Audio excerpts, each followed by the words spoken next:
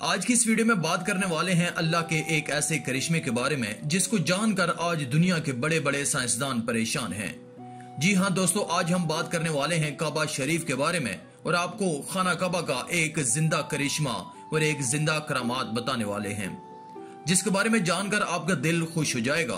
तो दोस्तों आप इस वीडियो को आखिर तक जरूर देखिए और कमेंट में माशाअल्लाह जरूर लिख दें। तो चलिए शुरू करते हैं।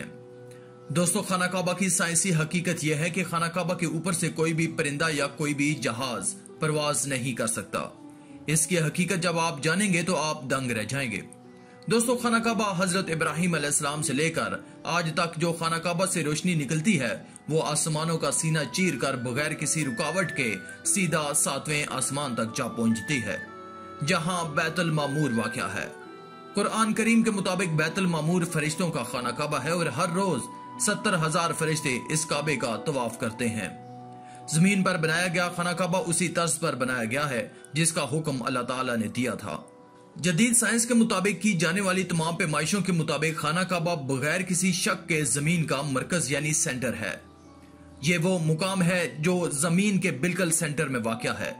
जमीन के दरमियान का मुकाम होने की वजह से जमीन की तमाम ग्रेविटी का मरकज भी यही मुकाम है। जमीन पर सबसे ज्यादा ग्रेविटी इसी जगह पर है और यही वो खासियत है जो इसे दूसरे मकामात से अलग बनाती है।